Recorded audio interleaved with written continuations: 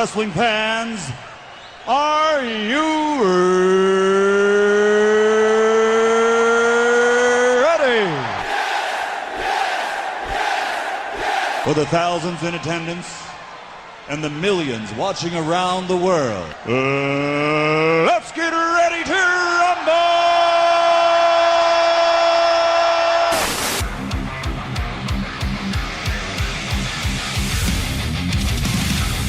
And now, please welcome at this time your hosts, Graham GSM Matthews and RJ Marceau. You're listening to the next era of wrestling radio. This is WrestleRant Radio.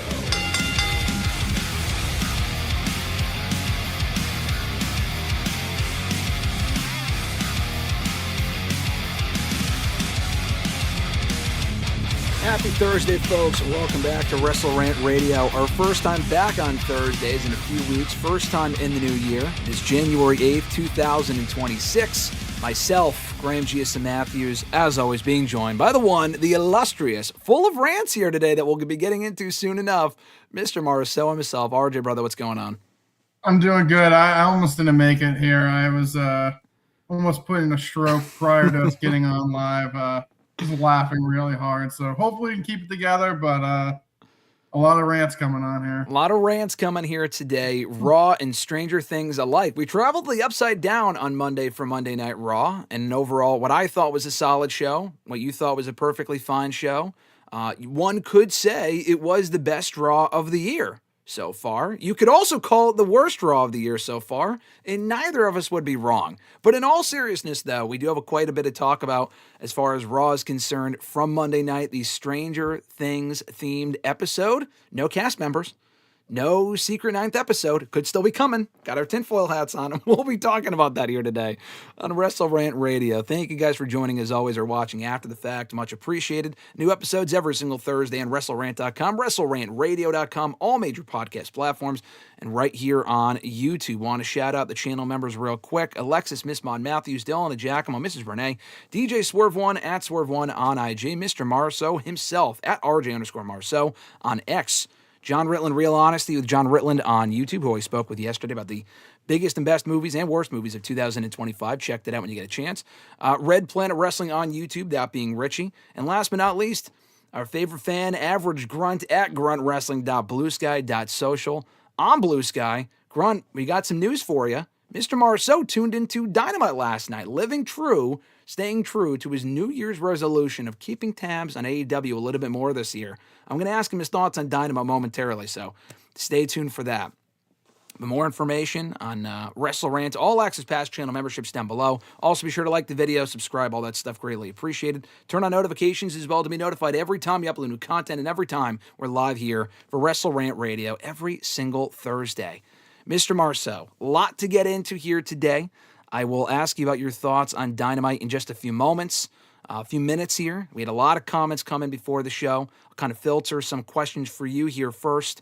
From Fernando, I see a Johnny in the chat. What's going on, Johnny? Fernando, Nathaniel, what's going on, guys? But Fernando asking Mr. Marceau, did the Baltimore Ravens make a mistake firing their long-term Hall of Fame coach? They did not.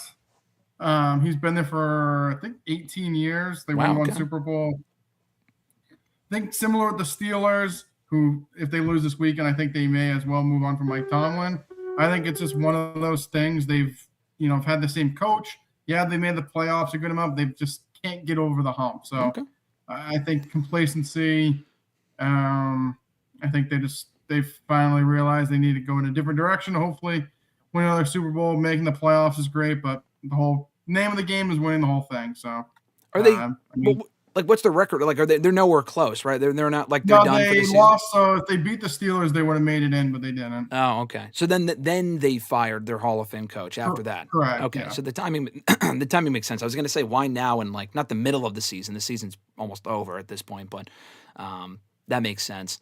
Fernando also asked, is this the last major title for Io Sky? What, the WWE Women's Tag Team titles? I don't think so. I think there's many more championships. No, yeah. I mean, I would hope there's like a U.S. or a Intercontinental Championship on somewhere down the line. But yeah. I mean, I hope the tag team title is not the the last title she ever wins. And that's even assuming that she won't hold the WWE Women's or the Women's World Championship again at some point, which honestly, with her skill set and how over she's gotten with the audience within the last year, I don't really think it's a stretch to say she'll be a world champion again, but even a mid-card champion, she could be holding one of those two titles at some point in 2026. Julia got the belt back last week on SmackDown.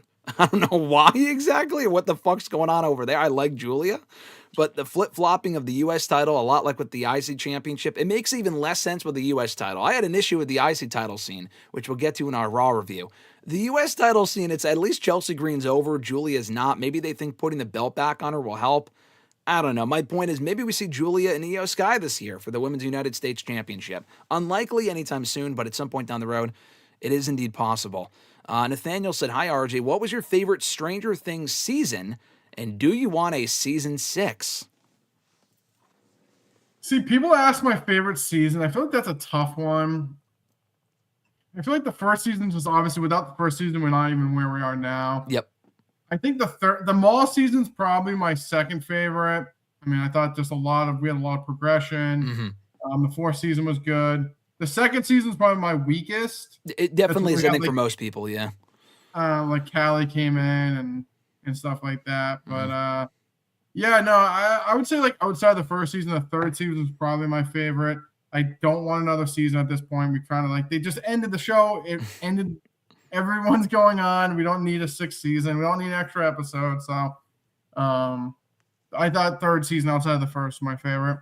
Did you consume the secret episode that was not released yesterday by any chance? I have literally been waiting. I've had Netflix on all day. Keep refreshing. Nothing yet, but I'm holding out hope for the 9th episode. They never say never. Maybe because everyone expected it to be yesterday. It's still coming either today or tomorrow or in a couple weeks. Anything's possible, right? Yep. I'll save my thoughts on that whole thing when we get to the Raw review, because really the common denominator with the Stranger Things conformity gate bullshit this week and even the general consensus on Raw on Monday night is complaining. And there are things like worth complaining about with Stranger Things, with Raw, AEW, wrestling, whatever. It's just that it becomes Stranger Things suck. That season finale was terrible. That was the worst Raw. What did you have in your notes? The worst Raw of all time? Was that what people called it? Capitalized, the worst Raw ever. Come on, guys. We live in an age where everything is the greatest or the worst of all time, apparently, when that is far from the case and people got to be a little bit more realistic. But we'll talk about that a little bit later on. Fernando also asked Mr. Marceau, do you think Maxxine will disappear now following her loss of the IC Championship on Monday? I don't want to say disappear, but I don't think she's getting the belt back anytime soon. No. We'll talk about that, why I was not a fan of why they did what they did, although I do like Becky a lot. Her current work is great. We talked about that last week. I do think she'll disappear for a little bit for the very least of a reason that I think she's going on her honeymoon with LFG competitor Anthony Luke. They got married recently, so I'm pretty sure they're going on their honeymoon. That might be why they wrote her off, but why put the belt on her in the first place? We'll talk about that later on. Let's see. Fernando, what's going on? What are both of our thoughts on Oba Femi vacating the NXT Championship and where we think he's going to end up? I'll talk more about that later, but just general impressions of Oba Femi vacating the NXT Championship this week. Yeah, I mean, I think they did something similar last year when they called some of the women up. They kind of did their swan song down in NXT and went up to the main roster. I don't love the fact he just vacated the belt. Like Ricky Saints just beat him like a couple months ago, and then he won the belt back just to vacate it. Mm-hmm. I don't really love that, but I guess like in the people's mind, he was champion. You like someone that's casually watching is not seeing, like they don't even know who Ricky Saints is. Yeah. Didn't know he beat him, didn't know Oba Femi lost. So I guess like their thought is seeing him, hey, he just was champion, he vacated the belt. You'd assume if he vacated the belt, he had it for a while, which was not the case. But no.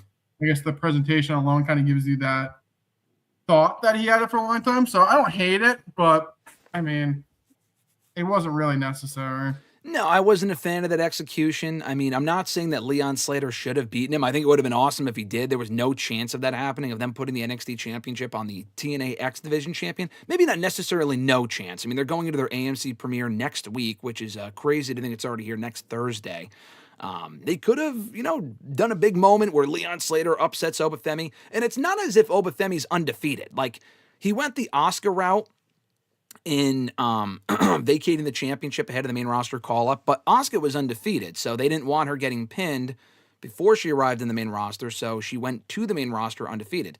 Oba Femi, like you said, he got beat by Ricky Saints for the NXT Championship a few months back. Got the belt back from Ricky, but he was beaten by him. He was also beaten by Tony D'Angelo, not once, but twice, for the North American Championship in 2024. I still would have had him gotten beat, preferably. I also wish they had finished the story with Oba and Javon. We were joking literally a week or two ago. We will fly to Vegas and see Javon finally beat Oba Femi at Stand and Deliver. Javon Evans is now on the Raw roster as of Monday, a segment that did not air on Raw on Netflix for some fucking reason. It aired during commercial. And Oba Femi, I mean, honestly, they could do that story. If Oba does indeed end up on Raw per the report, I think from Meltzer or Fightful, I forgot who reported that. They could continue the story on the Raw roster. Probably not happening anytime soon. Fernando also asking, and I guess this question also applies to you as well because you watched the show last night, what grade do you give Dynamite from Wednesday? Oof. From what you caught? Oof. Your first time watching a full Dynamite or pretty close to a full Dynamite in quite some time. I feel like a D is like where I want to say, but I'll be nice and say C. Okay. That's fine. I appreciate the candid answer there. And honestly, being generous as well. I feel like that's generous. I'm not saying it was a bad show.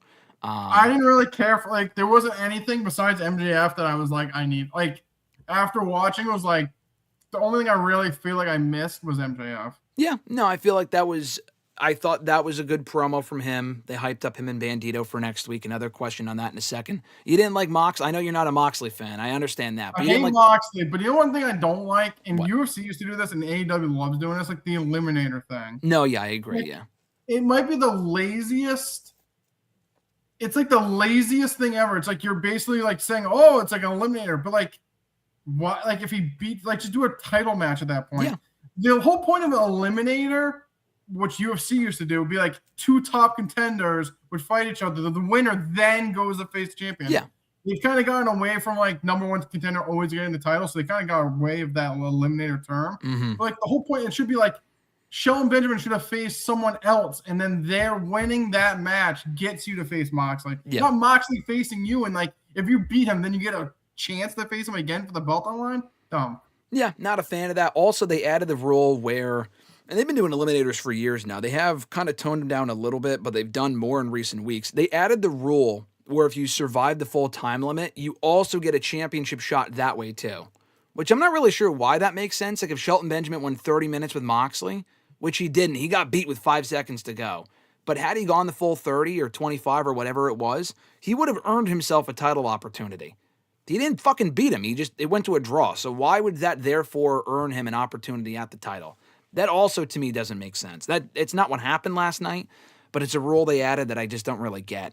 But Fernando, on that same note, asked, can you see Bandito winning the AEW World Championship next week from MJF? No. No, it's not happening. But I'm looking forward to the match. I love Bandito. I think he's amazing, but he's not becoming champion next week. RJ, Nathaniel asked, how would you feel about Paige returning at the Royal Rumble?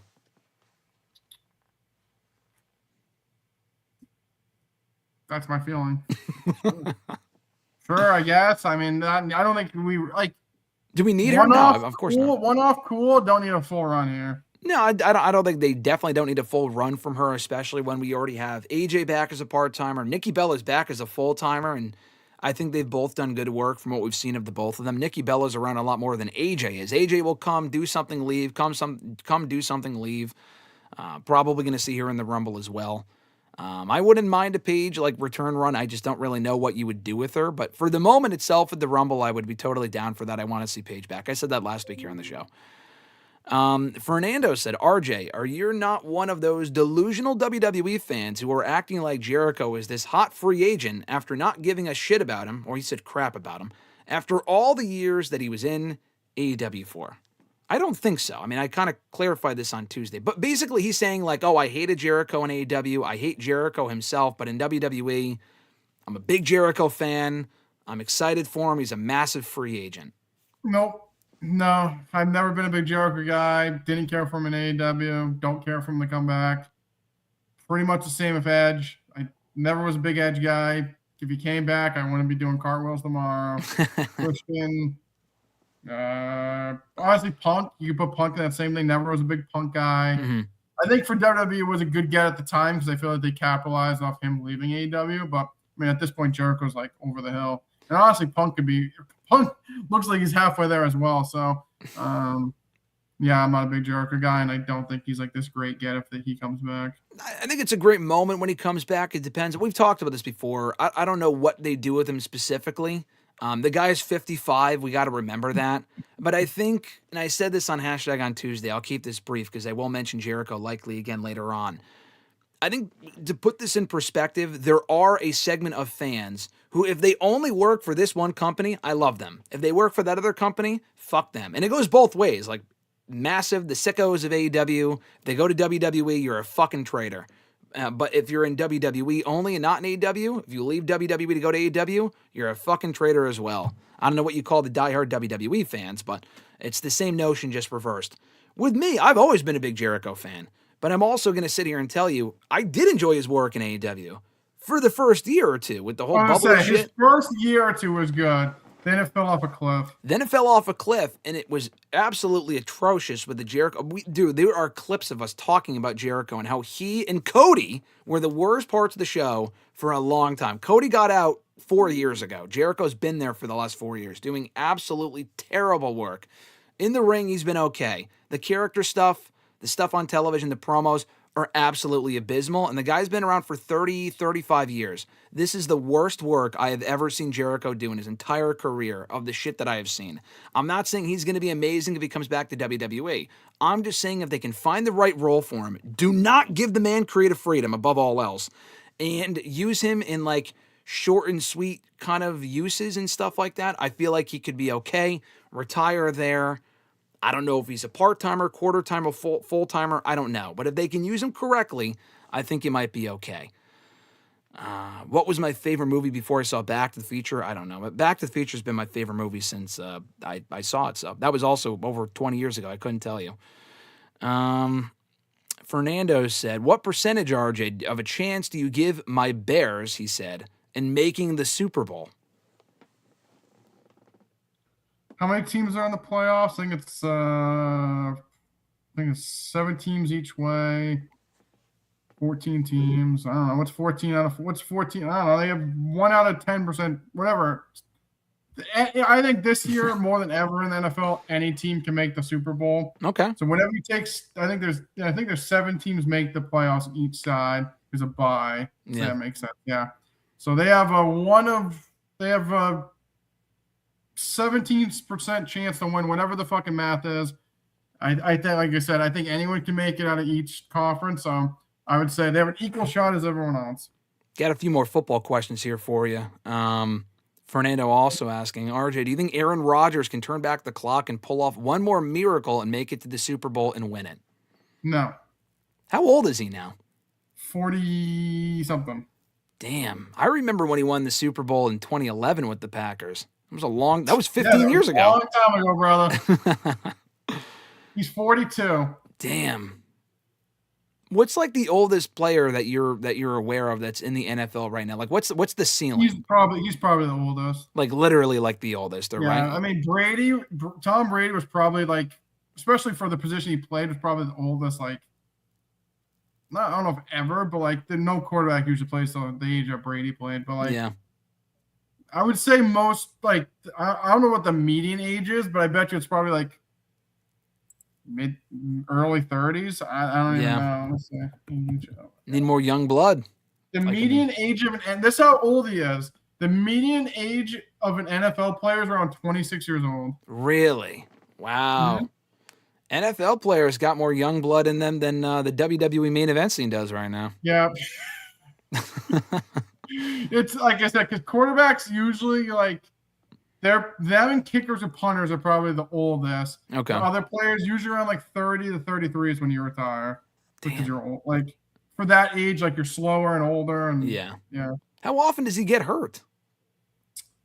I mean, he tore his Achilles a couple of years ago when he was on the Jets. Okay, yeah, well and he's had an injury this year. It's some kind of like wrist injury, but okay. I mean, I don't think he's playing another year or two. No, it doesn't sound like it, but that is pretty impressive if he hasn't been hurt.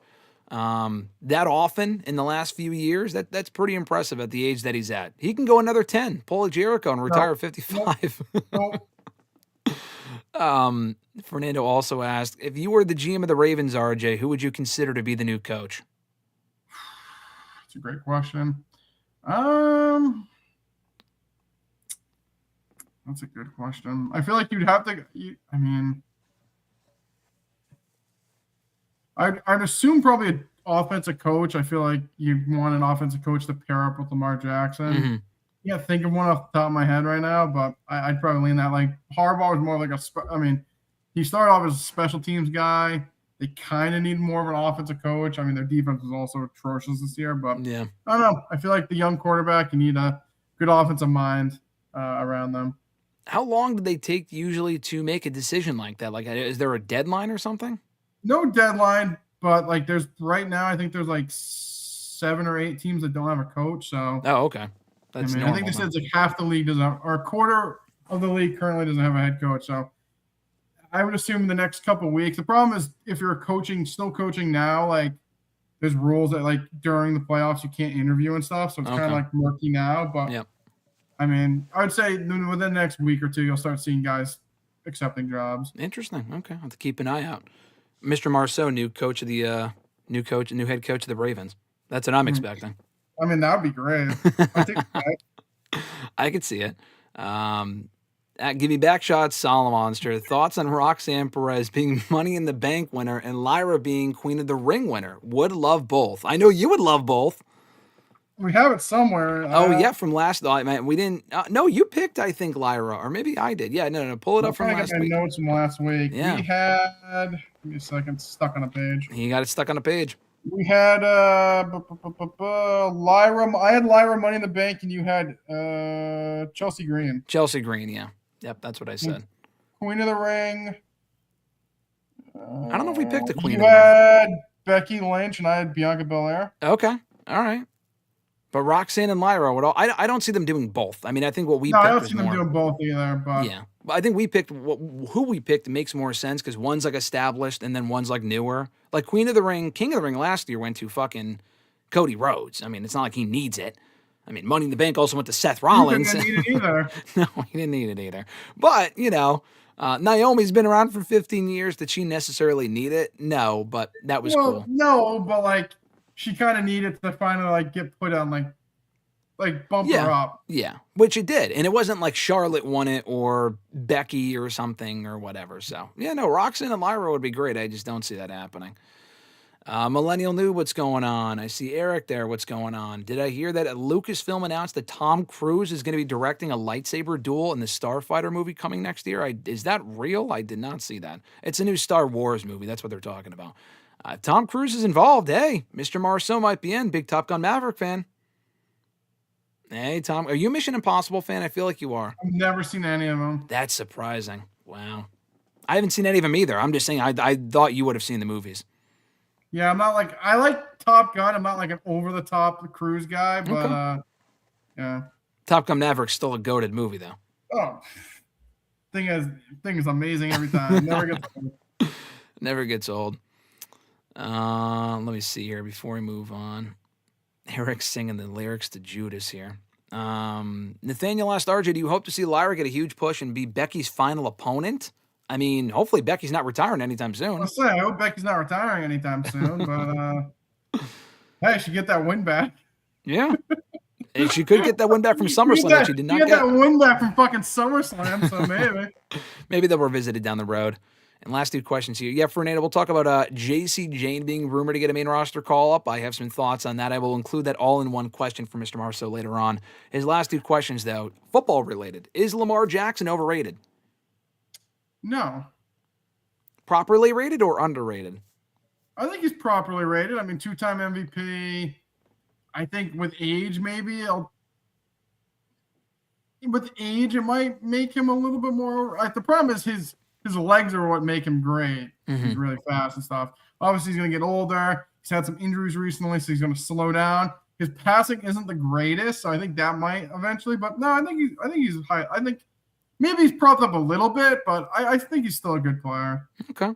Jerry Maguire is not a football player, right? Is that an actor? Do you know who Jerry Maguire is? It's a movie that Tom Cruise is in. Okay. Yeah, he said, show me the money. I haven't seen the movie, so I can't say. Have you seen that or no? Yeah, he's a sports agent. Was it good? It's a good movie. Yeah, it's an older movie. Yeah. I got to check that out. And then he also said, do you think Baker Mayfield is the real deal? I think he's good, not great. Okay. Properly rated? Properly rated. Yeah. He kind of fell off a little bit, right? He was huge with the Browns, right? He was with the Browns, and the Browns kind of starting to come out of irrelevancy, which they've been forever. Yeah. Then they moved on from him. He went to a few different teams. Then he went to the Buccaneers, I think 2-3 years ago. And he's been pretty good there. They were really good last year and the year before, and then this year they kind of fell apart a little bit. But damn. He's also had a different offensive coordinator of the last 3 years, which obviously doesn't help either. I think the other 2 years ago, the coach is now the coach of the Panthers. Last year, the coach is now the coach of the Jaguars. Oh, damn. So, that definitely doesn't help your development. You're getting new stuff every year. Yeah. No, that's why I think hiring an offensive coach, offensive coach is smart because they're not going to leave because they're the head coach. Yeah, no, that makes sense. How long has he been there? Has he been there for a while now? Well, in 2 or 3 years. Okay, I think this is his 3rd season. Yeah, that's good. And my dad's a big Browns fan, so I kind of get the occasional updates from him and his, terminal sadness as far as how the team is doing. How do you not know Shedeur then? Shedeur the quarterback of the Browns. No, I still think Shedeur's a fighter every time someone asks about him every fucking Thursday. God. Surprised I didn't get a Shedeur question this week for you. Maybe next week. Shedeur or whatever the fuck I called him. Shedeur, baby, Shedeur. Well, listen, I mentioned it earlier. Mr. Marceau, if you guys missed it, last week here on the show, said one of his New Year's resolutions while we were making all these predictions for WWE and AEW in the world of wrestling in 2026, said he was going to try to keep tabs on AEW a little bit more in 2026, all right? He kind of fell off a few years ago, understandably, and he was going to check out last night's show. He was texting me a little bit about it at the beginning there. What was your overall impressions of Dynamite last night, Mr. Marceau? We talked about it earlier, but just kind of give some more notes that you wrote down. I honestly think Tony listened last week and then knew I was going to watch. Yep. So he put everything that he knew I would not like on the show. As a test. Started off with Moxley, who I can't stand. Like you said, the dumb eliminator thing, dumb. He had a good match, Shelton Benjamin, and beat him. Okay. We had another member of the Don Callis family. I guess I'm kicked out. Started the show with that. Some random guy I've never seen before. He attacked Jet Speed. So because Ricochet's group, something, they had money in the line. I obviously haven't been watching. So that was weird because I'm in the group, didn't know about a new member, but whatever. The Willow segment with Mercedes was whatever. Bandito and Guevara had that great match. If you like that stuff. MJF was good. Then the main event had to get the lights out. I just anticipated the plunder, and I didn't make it. I didn't make it through the match, unfortunately. And then also, I almost forgot, Marina Shafir and Toni Storm. Don't really understand the Marina Shafir kick thing. She knocked out Mina Shirakawa with one kick. Took her 15 minutes with Toni Storm, and she got DQ'd. Yep. I don't get it, but we'll see what happens next week. Maybe they'll be better, but I think for the first week, it didn't make me want to come back. Not exactly a strong start to Dynamite in 2026. I actually thought last week's show was better with Willow beating Mercedes for the TBS Championship, when I thought was a great match. Not an amazing show, but it was a pretty good follow-up show to World's End. Not the strongest outing for Dynamite this week. I would actually agree with a lot of what you just said. I thought it was fine. The MJF stuff was good. Him and Bandito next week should be great. Moxley and Benjamin, I actually really liked their match on Dynamite last night. That was also one of the better parts of the show to me. Lights Out is just kind of more of the same. You see it once, you've seen it 1,000 times. We see that sort of match on literally almost every other week on AEW television. But it was fine. Fine match. I like Paige and Swerve as a team. I think they work wonderfully together.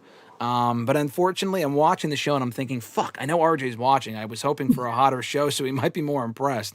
Not that I have anything to prove to him as far as AEW is concerned, but better luck next week. Maybe next week will be a better show. We're getting MJF and Bandito for the world title next week, so that's something to look forward to. We should say. But you did mention, though, and Richie, what's going on, brother? He said, howdy, Graham, howdy, RJ, howdy, Chad, happy Thursday. Fernando wants you to join the Sickos army. He said, come on over. You can do it. I don't know. Give it a couple weeks. Maybe he'll be, he's not a member of the Don Callis family anymore, you guys know. RJ just said he didn't get the memo that we got 2 new members. Not 1, 2. I mean, because technically one of them, Andrade, was gone and now he's back. But we also have a new member in who you were alluding to earlier. His name is Jake Doyle, but he came from TNA. His name was Jake something. We saw him, actually. He was at Bound for Glory. Jake something. I think he was in the fucking Bound for Glory gauntlet match or whatever. Yeah, now that you say it, I feel like I remember him vaguely. The only reason I bring that up is because, and why I know you would remember him, was because you literally said when his music hit, and all the music sounds the same over there, you're like, Jake something, is that his name? That's a dumbass name. And I'm like, honestly, it's very fucking stupid. But the guy's very talented. So TNA's loss could be AEW's gain. I just don't love throwing him in the Don Callis family from day one. It just screams fucking lazy to me. And Andrade's debut, his latest debut, didn't really come off like a big deal. I kind of forgot it happened until you mentioned it there. We've talked about it before a few months ago when he arrived on Dynamite. Do you see this run going any better than the last one? I hope so, but I'm not overly optimistic. I mean, I don't think it can go any worse, can it? Nah, I mean, it could go worse, but it could probably go the same, where he's barely on TV. I mean, last time he was in like the Andrade Hardy family office, he faced Cody a few times. Like, there wasn't anything remarkable in my memory. You think he was with like the Death Triangle mate? No. The last time he was in the AFO, the Andrade family office. Was he with La Faction or not? Those fucking clowns still, or no? They're good. Those clowns, I don't like Sammy. Sammy Guevara does nothing for me. He was not with them last time, I don't think. With Roosh and those guys, I don't think so. He was with Vicky at one point. He was with Chavo for a second. I remember that. Yeah. He had Jose the assistant, which went nowhere. He was with Lana for like a month. He had like 5 different managers. And then he was gone. I don't know. I mean, listen, I think we've always thought Andrade was great. Ever since we first saw him 10 years ago at that NXT house show in Lowell, Mass. One of the best shows I've ever been to. Manny was his name at the time. Manny Andrade. But we've always thought he had a high ceiling. I think if you don't have a proper mouthpiece for him, I feel like he's only going to go so far. I don't know if Don Callis is that guy because they already have a fucking million other members.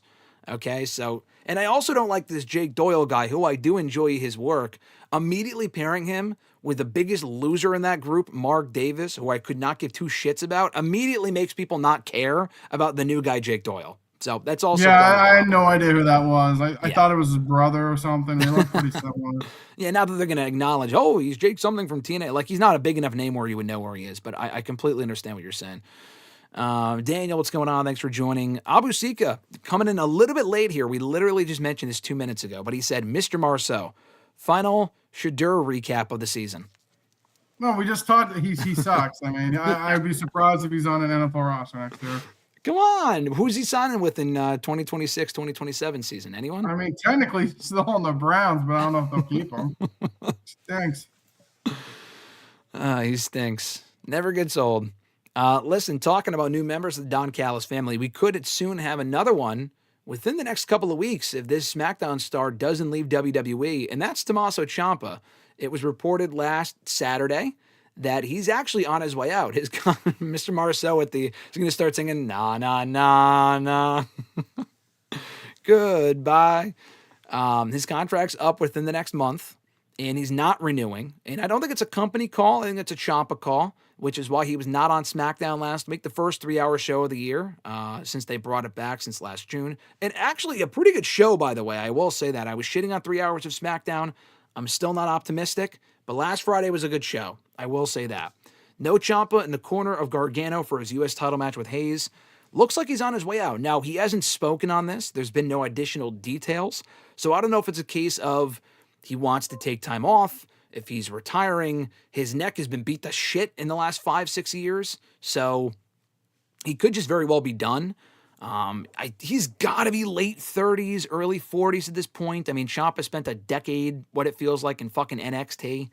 So he got to the main roster a little bit late. Vince knew nothing of what to do with them when he got to the main roster. Triple H took over. They reunited DIY. They've had success. They were 2-time tag team champions. He actually had a great U.S. title match with Dragunov a couple of months ago on SmackDown that's worth noting as well.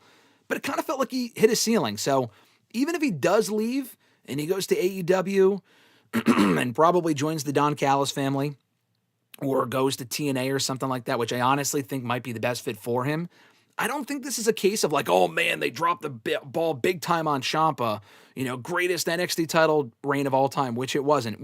Great reign, greatest of all time, no. That was also 7 years ago. Ciampa's older now. They have much brighter prospects at this point. He's not main event worthy in 2026. What was your takeaway of Ciampa very likely being on his way out of WWE, Mr. Marceau?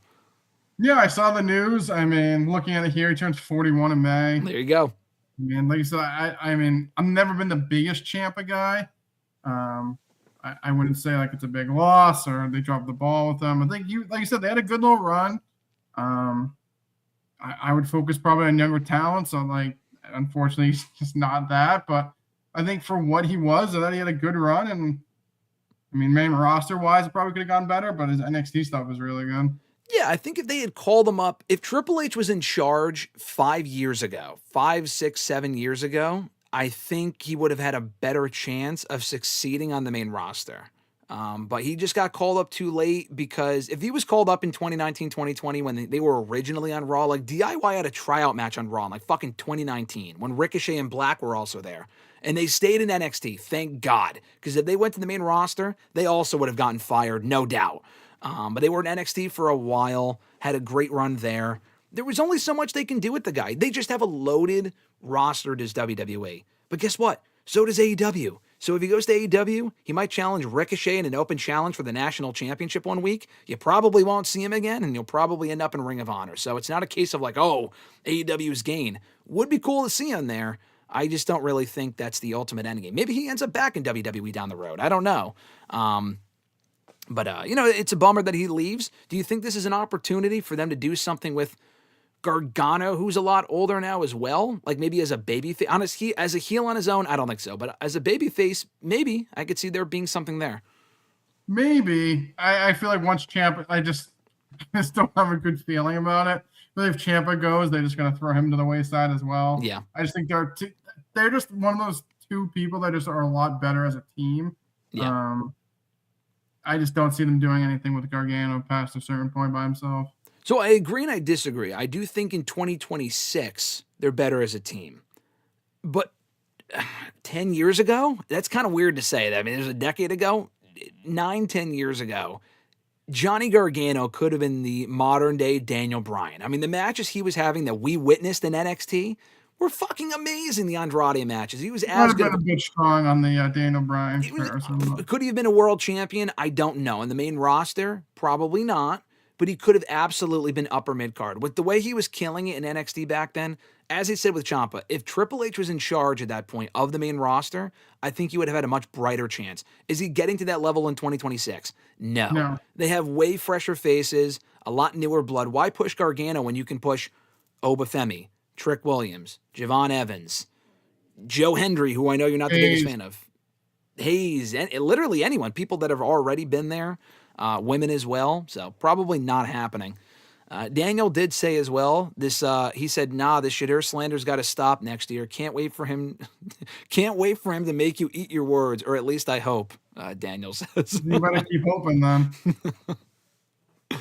Where is Kyle Fletcher? Eric asked. I don't know. We haven't seen him since World's End, but that was only like 2 weeks ago, so I wouldn't be too concerned that he's like hurt or anything like that. So out with the old, Ciampa is probably on his way out within the next month. In with the new-ish. I mean, we're going to get to the call-up stuff in a second, but I guess in with the old as well. On that same show last week on SmackDown, Kit Wilson had an open challenge. And I see you already shaking your head. I wasn't sure who this was going to be. I thought it would be Oba Femi, to be honest with you, or someone from NXT. It should have been, as Mr. Marceau says. I was pleasantly surprised, as a longtime Zack Ryder mark, that it was Zack Ryder, but coming out as Matt Cardona. So he's back in WWE. He has signed with WWE. He's the reigning GCW champion.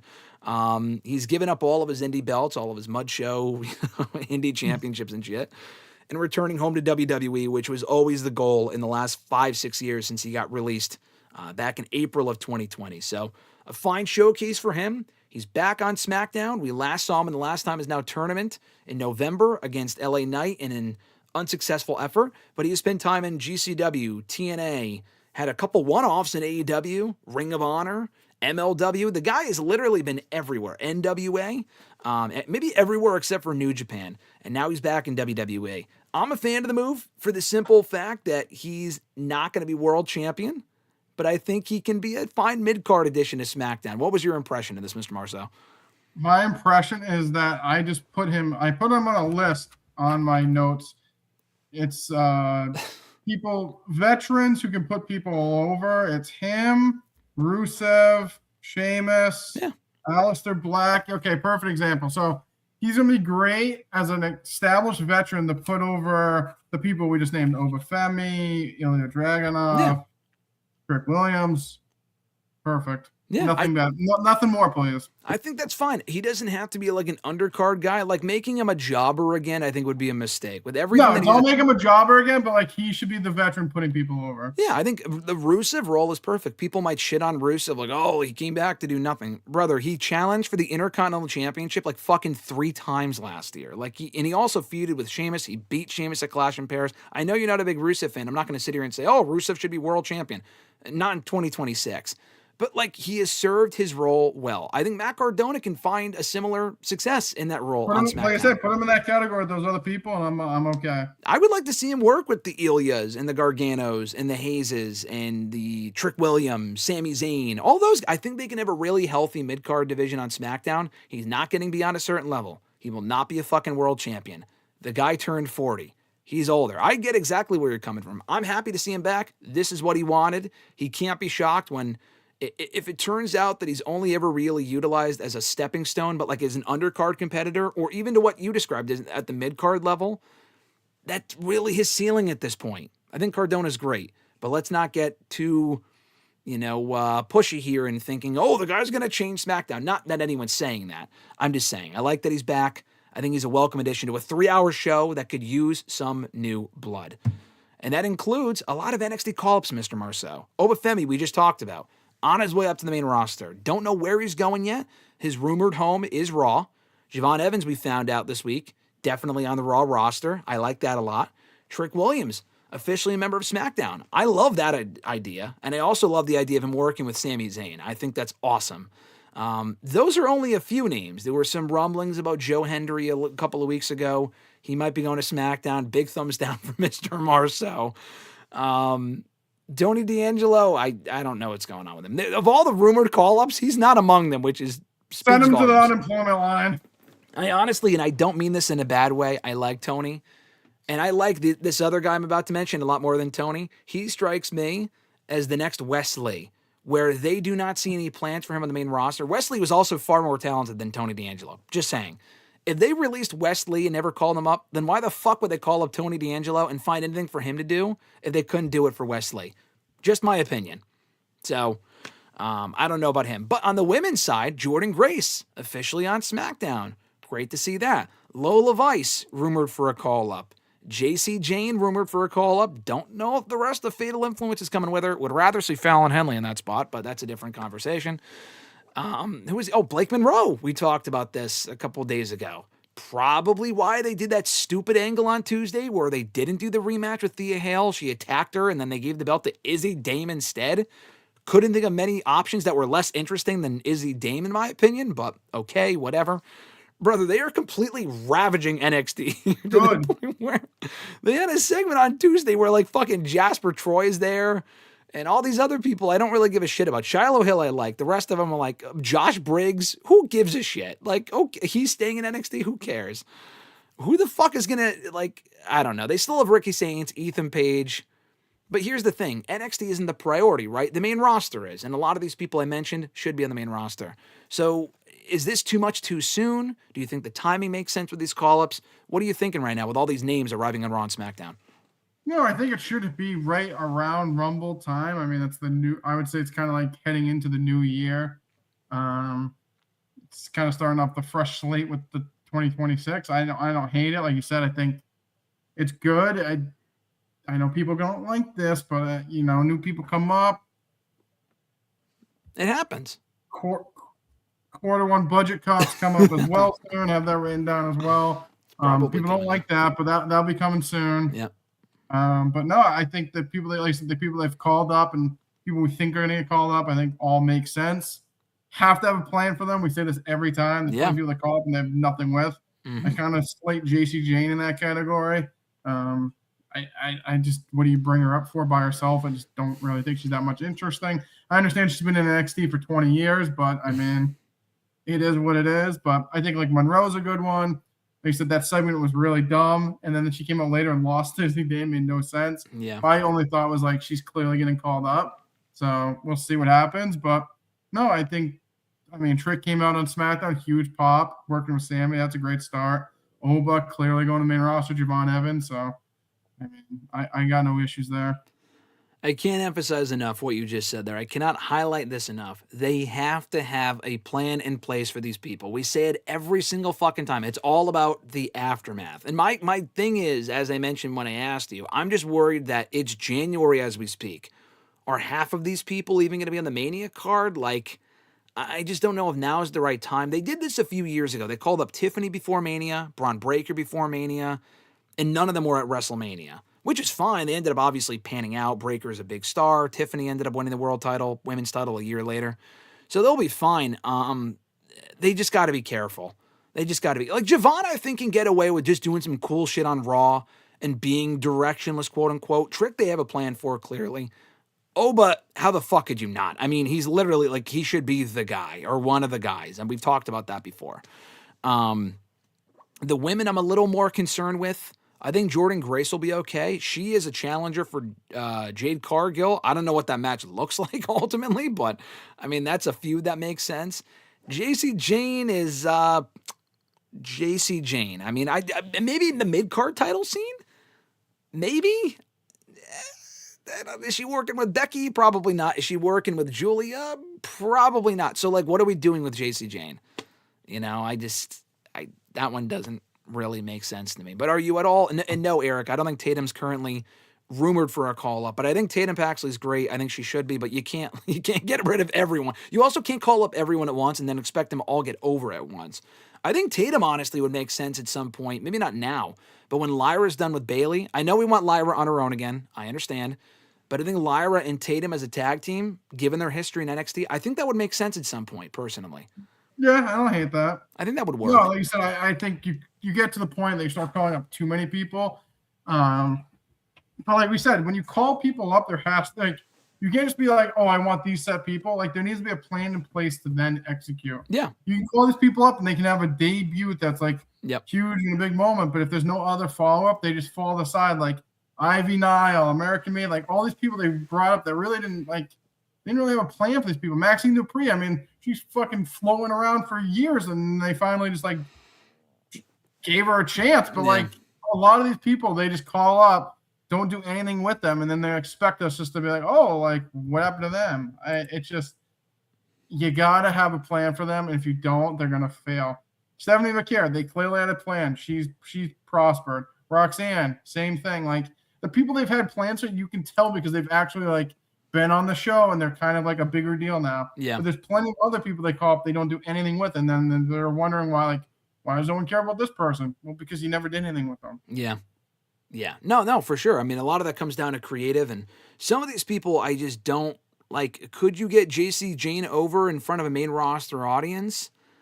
You could. I mean, maybe there have been people over the years that exceeded expectations, like Elias. I never really thought would go as far as he did. Not that he was a world champion, but you didn't really go too far. No, but he was over. You know, he was over. He went further than you anticipated, but like, I think he's like he hit his ceiling too. I mean, I'm not surprised that he's gone. He probably went past his ceiling. Yeah. He had no business being as over as he was.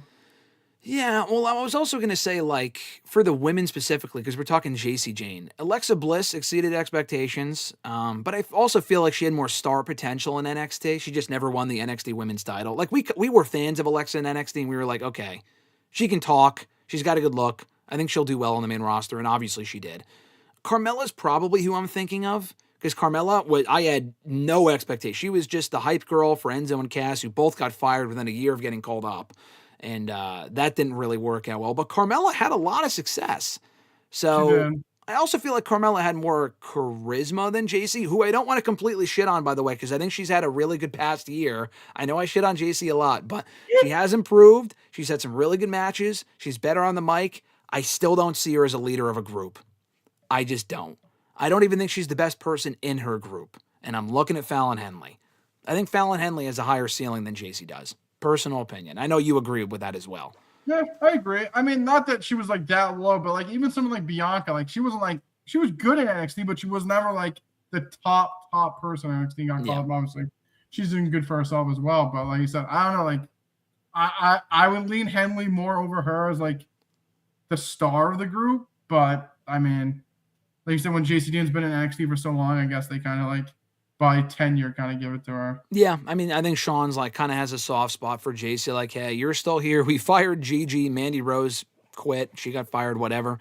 We'll give you a little run with it, and she's made the most of it to her credit. I just don't see that translating to the main roster is my point. I know you can't either, but you kind of answered this before. Are you at all worried for NXT going forward? I mean, they still have Ethan. I mean, he's there doing his thing. Ricky Saints is there. You're not worried, though? No, I'm not. Do you think they can replenish the pot, or do you think they had too much talent where they can afford to lose this much star power in a short period of time? I think they'll be fine. I mean, the men, I feel like I've always been worried some because I just feel like they don't have a ton of – I mean, the women, I think they still have plenty of women. Yeah. I mean, Kalani Jordan's still down there. They said Lola Vice maybe. I don't know if she got Fallon Henley. I feel like they have enough women that I'm not too worried about them. Jada Parker. The men I'm a little worried about, but, I mean – that's also been a worry that we've had for a while. Why do you think they're working with TNA? Yeah. Yep. So we'll see. I think they'll be fine. But like you said, if they took like Paige as well, I think I'd be a little bit more worried. Yeah. Like if they took Paige and Saints, you'd literally be down to the studs for Christ's sake. So no, I think they'll be fine though. And AAA too. They work with AAA. I mean, obviously they own AAA, but you see a lot of AAA talent on NXT because I think they kind of lack in the men's department there too, which is why you see Mr. Iguana and Dr. Wagner Jr. and all these other guys. So that makes sense. Jada Parker is another one, by the way. We haven't seen her on the show in fucking months. Is she hurt or something? Like her stock was soaring and then she just kind of fell off the face of the earth. I don't know what's going on with her. Was she not an Iron Survivor? No, she was not. She was on Team NXT and the TNA thing, but that was months ago. She was another one where I thought she could be on the main roster on the Sooner side because she was in the Rumble last year. Like Lash was in the Rumble, got called up. Jordan getting called up now. Julia, Stephanie, all in the Rumble, got called up. Roxanne, literally Jada Parker's the only one that was in the Rumble that is nowhere near television right now, which is very weird to me. But maybe soon. Can we see Ethan Page becoming a world champion in the main roster within 5 years? No. I'm going to say no, but he's exceeded my expectations in NXT. So who knows? Maybe. I don't think so. I think there's enough talent on the main roster where he's not going to get that opportunity. He seems like more of an ice. He seems like a mid-card guy. Upper mid-card guy, I think, in my opinion. Mid-card. Nothing wrong with that, but I don't see him as world champion. Nah, yeah, I think he might be. I think good comparison here, maybe. I could see him being like the Kevin Owens of the main roster. That works with the top talent. I mean, I know Kevin Owens held the world title a decade ago. I was going to say Wade Barrett, but... When Wade Barrett was in like his peak, like 10, 15. Yeah, I could see Wade Barrett, who was like a 5-time IC champ. Yeah, I could see that. There you go. Perfect. Wade Barrett for me, Kevin Owens, maybe a little bit below that, but I like that. Jada Parker suffered a serious ankle sprain a couple weeks ago. Oh, okay. If that's true, then that's where she is. Obviously not on Raw this week was Jada Parker, but also not on Raw this week was one Chris Jericho or anyone from the Stranger Things cast. And I think there were more complaints, less about Jericho being there, because I think there were a lot of hopes that Jericho might show up. And the biggest thing, we're getting into Raw now here, obviously. The biggest thing with wrestling fans is every show has to be built around, for a lot of people, I'm not saying you guys in the chat or Mr. Marceau or me even, if this debut doesn't happen or this return doesn't happen, the show is garbage. We need this debut. We need this title change, which we both agree Bron Breakker should have won the belt, but we'll get to that. You know, Jericho could be there. He's an AEW free agent, even though he's still on the roster page, whatever. I still think he might be gone. We don't know yet. He didn't show up on Monday. We said last week, or at least I did, I think he's showing up in the Rumble, and I asked you whether he's showing up there, and you said yes. I didn't think he was showing up on Monday. So when he didn't show up, I wasn't like, oh man, what a bummer of an ending. The match I thought was still fun between Breakker and Punk for the World Heavyweight Championship. It was a Stranger Things themed episode. No members of the cast were in attendance. Fernando, I saw what you said earlier. They could have at least invited Millie Bobby Brown. Listen, why the fuck, and I said this on Twitter and I said this on Tuesday, I'll keep this brief before I throw it to Mr. Marceau. I'll try to keep it brief here. Why the fuck would they invite any member of the cast to promote a show, wait for it, that already came out a week ago? There's nothing really to promote. I know it's a binge model, like, oh, go watch the show on demand. Brother, the season premiered fucking 2 months ago. The series finale came out over a week ago at this point. Most people, if you were going to watch it, have probably already seen it. I think the theming of what they did was enough. And also, the idea that shows are built on people sitting in the crowd for 10 seconds, and that's what makes or breaks a show. Like, I saw a lot of shots taken at WWE, and there's a lot of things to complain about in WWE, which we have recently and on every fucking show. The Bron Breakker thing I'll get to. I wasn't happy with that. I don't think someone not appearing in the stands is worth complaining about. The same way complaining about an episode that was never going to come out, a secret 9th episode of the show, take your tinfoil hat off, was worth complaining about either. You saw all the same negativity online, Mr. Marceau. What was your take on all the Stranger Things aspect of the show, which I thought they did really well? What was your take on it?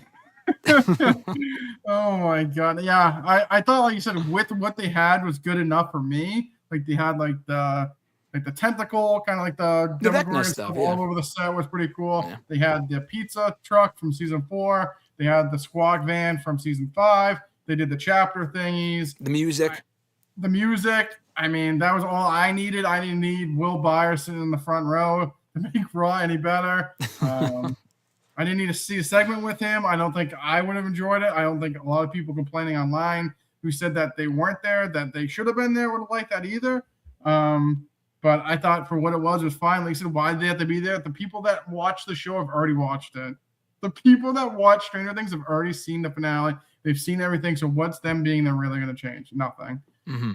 I just think people wanted to complain, and that's what they wanted to complain about. I don't think it was worth complaining about. That, like you said, the 9th episode that allegedly was going to happen, I'm waiting for it. Like I said, I've been refreshing Netflix every day. It's not happening, people. I don't understand why they would have another episode. People went to the movie theaters and paid money. That was like the biggest bait and switch. Being like, oh yeah, that's the season finale. People spent all this money to go to the movie theater. And then like, oh, actually, we're going to drop a mysterious 9th episode, which would make no fucking sense because the show ended. Yeah. What would that episode consist of? They want a fantasy book, a 9th episode, but couldn't tell you what it should be about. Oh, it was all a dream. Okay, then are you going to come up with a happier ending than what we got? Are they going to end with Vecna killing everyone and just that being it? No, that was never going to happen. Jericho return could have happened. The fact that it didn't, they were not promoting Jericho for the show. Let's complain about something not happening. I saw more complaints about the Stranger Things cast, who they never advertised, by the way. So again, who cares? And other people who don't even watch Stranger Things were like, I don't really care about this. They're not worried about that. I think the more complaining should be about what we've been talking about for weeks now. Braun should have won the belt on this show. Do not wait until WrestleMania. Do not even wait until the Rumble. He's probably winning the Rumble now. But now it's just fucking predictable. But okay, whatever. Bron Breakker should have won the belt. The match was rather sloppy. I agree, Daniel. I still had fun with the match. The near falls were suspenseful because it could have gone either way. But they did exactly what we thought they were going to do. Breakker looks good in defeat, and they're going to run it back at WrestleMania. Stop with that shit. Just fucking stop. Just put the belt on him now. They should have won the belt in fucking November. He should have won the belt 2 months ago. It's January. And he's probably not going to win it until April. Can we focus on that a little bit more and a little bit less about the cast, which makes no difference and has no effect on my enjoyment of the show whatsoever? No, that's literally our complaint going in this week was that Breakker should have won the belt. Yeah. Should have won the belt back in October when Punk won at the Saturday Night's Main Event. God forbid the guy doesn't win at WrestleMania. For some reason, Triple H has a hard-on that you got to win your big moment at WrestleMania. Yep. If I don't know, my memory serves me right, I highly doubt Triple H won his first world title at WrestleMania. Don't remember, I highly doubt it was there. This obsession with this moment, like, it's all because they're obsessed with moments, which I don't understand, because a moment happens and then people move on and we go to the next week. Breakker winning on Raw would have still been a big moment, and it was the right decision. But no, now he loses, looks good in defeat, and got pinned clean, by the way. Lost clean, by the way. Had the Vision came out, they got Randall off by Mysterio and Pentagon Jr., whatever. Yep. Then he goes on and loses clean. So now we have another month till the Royal Rumble, which Breakker's going to win. So he's going to win the Rumble on January 30th. Then we have to wait 2.5 months till WrestleMania. So we get the rematch of Punk and Breakker, where Breakker will win. Why? It could have just happened here. We would have moved on. The Royal Rumble would be even more entertaining because we want to know who's going to win. If Breakker doesn't win, maybe they'll give it to someone else and he'll win the chamber. But guess what? We're getting Breakker versus Punk at Mania. So now we have to wait another 2.5 months. That's what people should be complaining about. Not that Millie Bobby Brown was in the crowd and they didn't show Mike in the backstage with someone or they didn't do a segment. Like, who gives a shit about that? Yeah. Care about what happened on the show of Breakker not winning. Exactly. No, he absolutely. And listen, I know the counter argument could be, well, we don't know where it's going. Let it play out. We'll see it play out. And listen, there probably is I honestly am not convinced. I will say this. I'm not convinced they probably will. But it's not set in stone that they're going to do Punk and Breakker at Mania. I think there's a chance that Punk could drop the belt before then. I honestly would probably prefer this. I think there's a chance that Roman gets the belt before Mania, probably in the chamber or something, and Roman defends against Breakker, and then Breakker wins the belt from Roman. I know that sounds convoluted. I would actually prefer that, though, because at least that's a fresh match. I mean, we saw Breakker and Punk once, so I'm not saying it's not a fresh match. I don't really need to see a rematch. At some point, yeah. At WrestleMania, no. We said that when they announced the match for the first Raw of the year, when Bron Breakker pinned Punk at Survivor Series.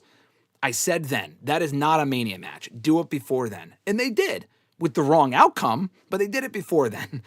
I don't need to see it at WrestleMania. That's a Rumble rematch. That's a fucking Elimination Chamber rematch you do on that show.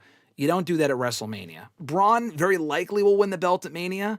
It should not be from Punk. I just think dragging out the inevitable of more promos between the two for what, like you said, 3.5 months? That's a very long time. I guess my thing is, though, like you're saying that Punk could lose isn't Elimination Chamber in Chicago? It is, yes. So he's gonna lose the belt in the chamber to Roman Reigns. That's just gonna be Boo City. Okay, never mind. Maybe he faces Cody or something. We don't know what Cody's doing. And the whole Orton's coming for Cody. We've been talking about that for 2 years now. I don't know if that's happening at Mania at this point. It should. I think Orton and Cody is a Mania-worthy match. Yeah, okay, I take back what I said. But I still don't know if they're going to do Punk. Because what would... I don't know. I mean, would Punk wrestle at Elimination Chamber? He could defend the belt there. I don't know. It's kind of hard to map out right now. I just think that he should have won the belt on Raw. Even Daniel said Triple H won his first title on Raw in '99. So there you go. He didn't even win it at WrestleMania. I think it was the day after. Yeah, no. See, it wasn't even at Mania. I think it was the day after SummerSlam. Like I said, I guess we don't know. But for how much they've been pushing Breakker down our throat, we're getting to the point that, like, you're pushing him so down our throat that the time they give him the belt was 2 months ago. We waited. Should have been last Monday, and that didn't happen. And then if he wins the Rumble, then clearly we got to wait another 2.5 months for him to finally win a belt. Like, the problem is just waiting. It's going to get to the point that people are like, whatever. Like, just put the belt on him now instead of us just waiting another 3 months. Like, yeah. You know what? It's just dragging out the inevitable. We've said that before. Fernando said, preach, RJ, you're right about everything. And I completely agree. You know who I was surprised to not see on Monday? LA Knight, actually, who was taken out by the Vision a month ago. And we talked about maybe he'll get his revenge on Bron Breakker in the Vision at some point. I mean, honestly, I know you had an issue with Breakker losing clean. I didn't have a massive issue with that. I think Breakker will be fine. I actually prefer clean finishes. I feel like, I don't know what they would have done. Like, I don't know. I mean, would Punk cheating would have been stupid, obviously. I don't know what they would have. LA Knight costing him? I don't know if I would have liked that. Yeah, but, like, couldn't, like, Breakker try to cheat and Punk foils it and he wins from that? Like, maybe, but I feel like that would have made... He was hitting the GTS and just beating him. I don't know. I just don't love... I don't love heels. I don't love Punk just beating, like, him clean because, like, I just don't like that. I don't know. I just feel like I don't like that. I understand, but I also had less of an issue with it because they dragged it out. Like, if Punk won on the GTS, when Breakker got back in the ring and Punk hit him with the GTS, or maybe it was he hit him with a spear. I don't know. It was something like that. And I'm like, bro, if the match ended there, that would have been underwhelming. But they stretched it on, had a couple more botched spots. He did kick out of one GTS before losing to the second one. And I don't think Punk ever kicked out of a spear. So...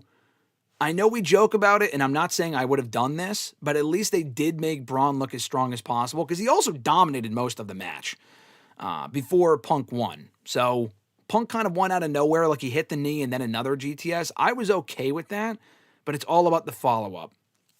And my bigger problem with it is that I don't want Breakker winning the Rumble. So I agree with that. But did that ruin the show for me? No. The show was fine. The show was not terrible. People constantly complain about, how this is terrible, it's unwatchable. Raw's been formatted the same way for decades. Oh, they have commercials during the matches. Do you want 2.5-minute matches like in the Attitude Era? I don't really understand what people want. Like, the formatting isn't always great. We get a lot of ads, I get that. I watched Raw for the first time live this week in a long time. The ads are what they are. I mean, it would be the same thing. I get annoyed watching ads when I watch fucking Peacock or Amazon Prime or something. It's the same shit. Why is this a new revelation for people? I don't. Dynamite is the same fucking way. Their matches are 30 minutes. They have 2 commercial breaks during their matches. I don't have an issue with that because I would prefer a longer match. I don't really understand what people want. Like on PLEs getting commercials, that's fucking stupid. Like we've never had commercials on pay-per-view until the whole last couple of years. But the overall show, though, I don't think it ruined what I thought was an overall decent show with 2 other title changes. And I know you felt the same way. No, I completely agree. Like you said, we've had commercials for decades. Why is all of a sudden now it's a problem? Because it's on Netflix, and maybe you think that because in people's mind it's on Netflix, so like it shouldn't have commercials. No. That's like saying I'm watching a football game. Oh, the football game wasn't good. You get all the commercials in the football game. Like it's the same difference. Yes, they're not playing during the commercial, but like they've had commercials for. I've watched commercials during wrestling for 20 plus years. It's not like the commercial like it. It's coming. Yeah, like you said, pay-per-view. Okay, I get that. But Raw and SmackDown and every other weekly television show has commercials. Yeah, and if people have a problem with listen, I think there's a happy medium. AEW doesn't do enough of it. WWE does way too much of it. Like the Mania commercial replaying 4 times throughout the show. I know they need to sell tickets. I skip through that shit when I watch on replay. That's too much. The fucking recaps. There's too much of that stuff. I will agree, but it's not. I've seen unwatchable a few different times. It's been largely the same thing for a while now. It's not that big of a deal. I will also agree with you guys. Daniel mentioned in the chat the Usos promo. That was kind of a waste of time. That really loved it. It was like a minute of them saying nothing. I would have cut that and had the Javon segment on Raw instead. They announced Javon was a member of the Raw roster, but it didn't even air on the show, so you would never know unless you read that online. That was kind of stupid. But like the Stephanie segment, that served to establish that I guess Stephanie might be hurt, legit. Do you think it's a real injury or do you think it's fake? I think it's a real injury. Why would they just randomly fake an injury with her? I don't know. But do you think she's like minor injured where she's back in a couple weeks like Dominic, or do you think she's out for a while? It's a good question. I mean, she has a boot on her foot. Like I said, I don't know what they say it's an ankle injury. I don't know. I mean, sometimes people just have a boot on just for stability issues that come back sooner. I don't really know, but I mean, Raquel did attack the leg, so I don't know. Yeah, I mean, I guess. I don't know. I guess we'll see. I hope she's not out long term because that they could ill afford right now another major injury, especially to their women's world champion heading into WrestleMania, especially if she was scheduled to defend on that show. Fernando mentioned that Raw has more ads than NFL. Do they, though? I mean, I don't know if that's actually accurate. I mean, I don't watch Monday Night Football all the time. You would know more than I would.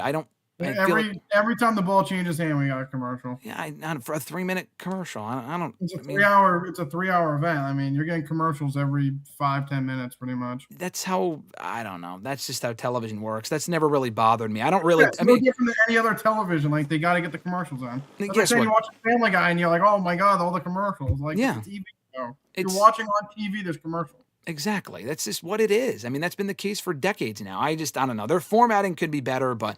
That's really nothing new. Or, guys, guess what? Just do what I do and watch like an hour later. That way you could skip through all the fucking commercials. What a shock. Just do that. Maybe don't watch it live. Why are you watching at 8 o'clock if you're so concerned with the commercials and wasting time? Just fucking watch it later. Just don't watch it at all.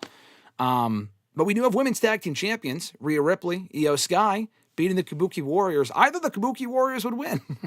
RJ's an honorary member of Rio. It was a good match. I had no issue with the title change. I was hoping that they would not win the titles because I want Rhea and Io on their own, but they're a great team, and I know you're a big fan of the change. So what were your thoughts on it? I went nuts. I will say I was a little concerned when she hit the riptide in the moonsault. Then like Io got up to jump out and get Kyrie. I was like, you could just hit the moonsault. We could have won and moved on. Yeah. That wasn't necessary, but no, I mean they're very over. Putting the belts on them is great.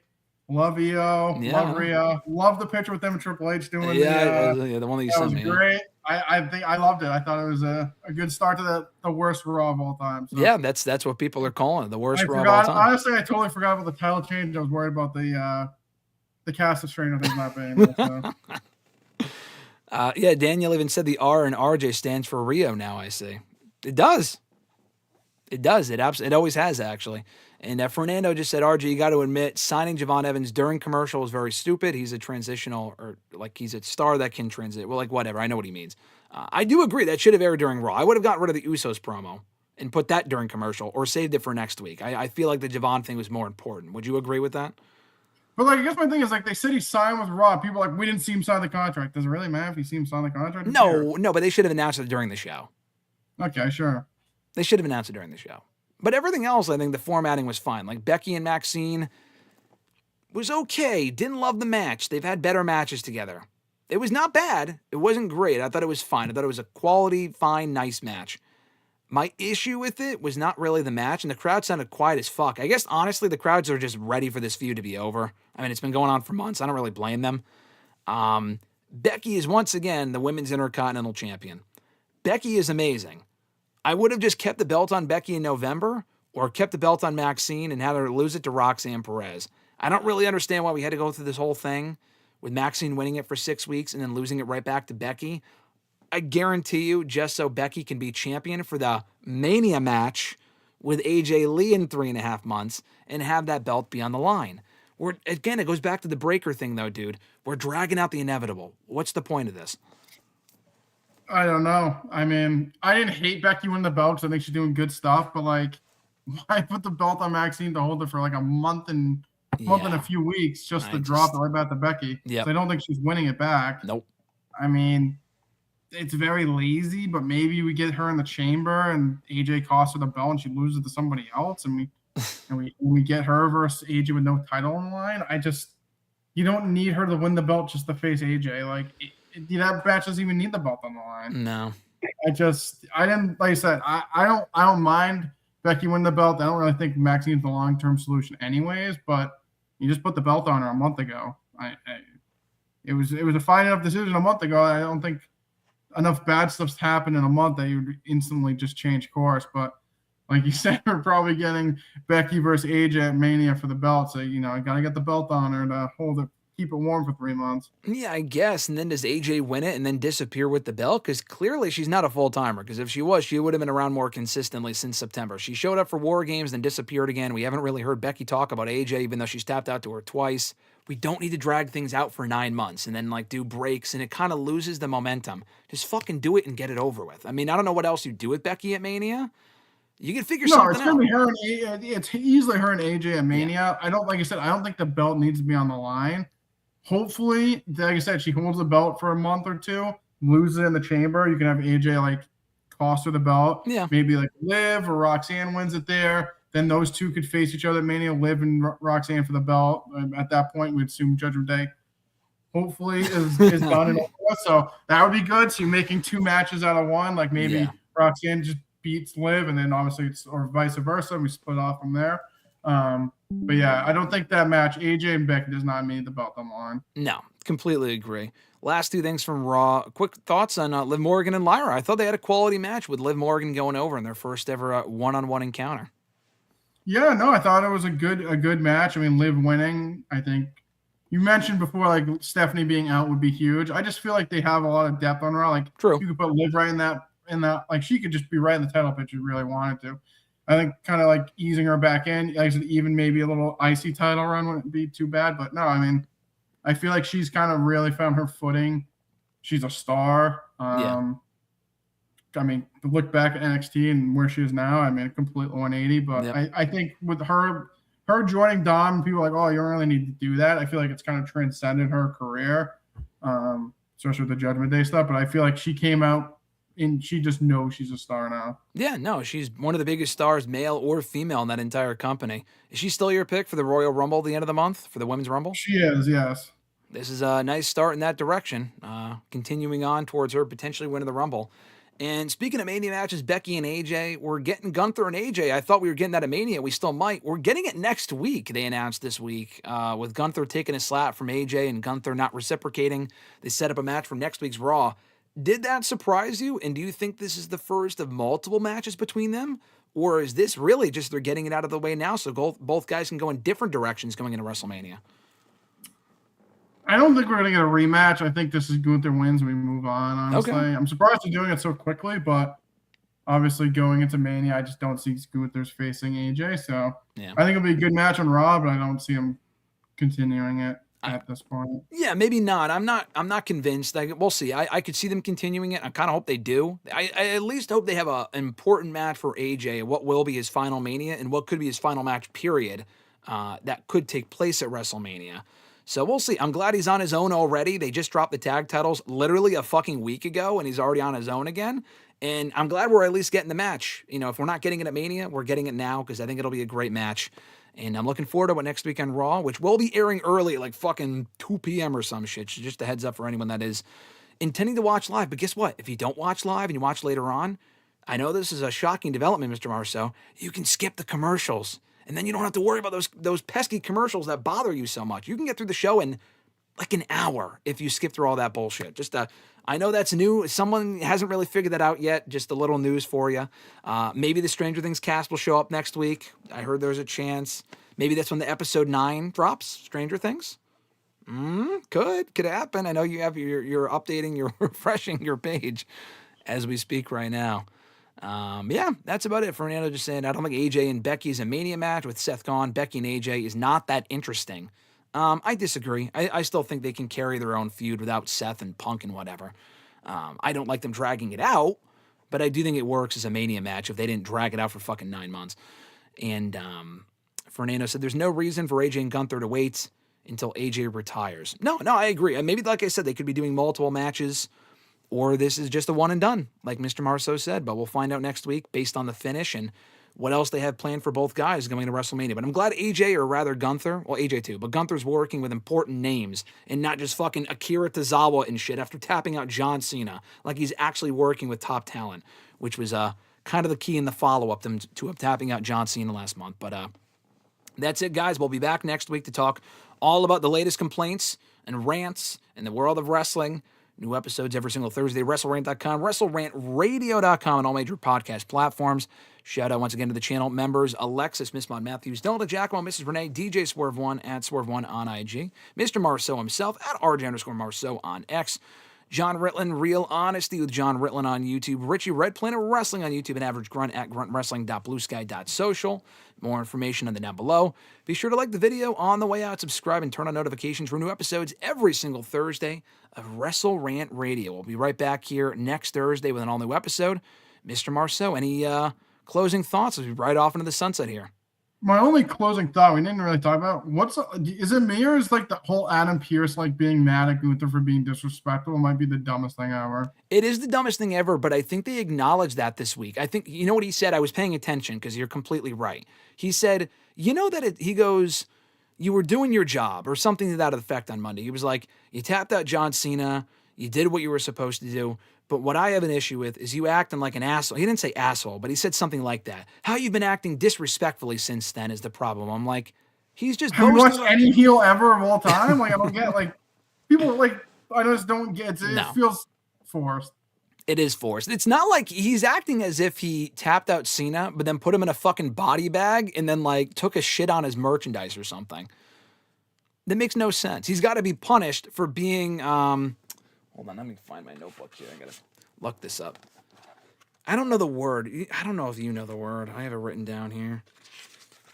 Be punished for being a heel. That's what it is. Yeah, for just being a regular heel. And also, yeah, AEW's family friendly. We already knew that. I had that in my notes, obviously. I was going to say, do you have the Ricochet quote there? Oh, yeah, I meant the Ricochet quote, and also Tony Storm saying, trim your bushes, bitches. We're going all out. Of course. But Gunther was doing his job. That's what it was.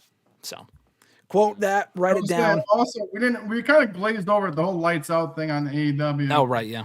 We did gloss over it. Luckily, it was at 9:50. The kids usually are in bed by that point. So luckily, I know it's family friendly. So luckily, kids were in bed.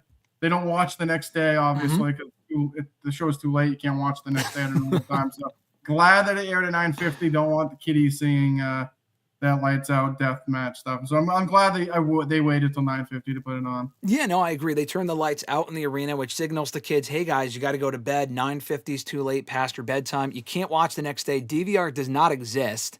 I guess it airs on Max. Well, they don't have Max. The kids don't. So they're stopping watching at 9.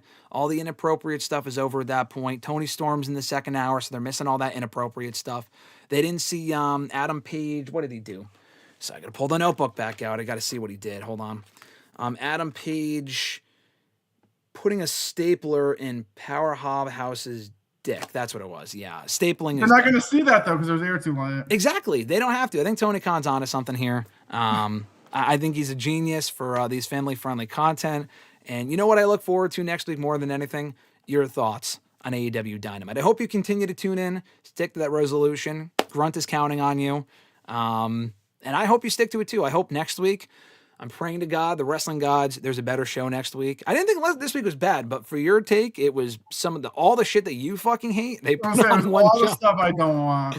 It was like the seventh circle of hell, and they're like, all right, we got to test his will, his patience, his his ability to stay tuned in and not click, turn off. I did my best. You did your best, and guess what?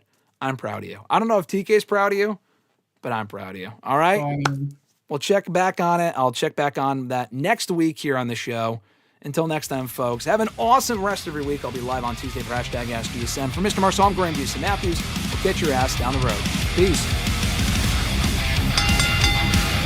Join Graham GSM Matthews and RJ Marceau every Thursday as they run down their weekly wrestling rants, offer expert analysis, host exclusive interviews, and more.